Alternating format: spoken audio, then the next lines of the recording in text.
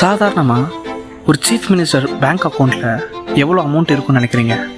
லட்சக்கணக்கிலையா இல்லை கோடிக்கணக்கிலையா? இவர் இறக்கும்போது அவர் அக்கௌண்ட்டில் இருந்த அமௌண்ட் வெறும் சில 100 ரூபாய்கள் மட்டுமே. இவருக்கு சொந்தமாக வீடு இல்லை, ஆடம்பரமான வாழ்க்கை இல்லை. ஆனால் தமிழ்நாட்டில் ஆயிரக்கணக்கான பள்ளிகளை கட்டியவர் இவர். ஏன் தமிழ்நாட்டில் மத்திய உணவு திட்டத்தை கொண்டு வந்தவர் இவர்தான். அவரின் வாழ்க்கை ஒரு பாடம் சொல்கிறது.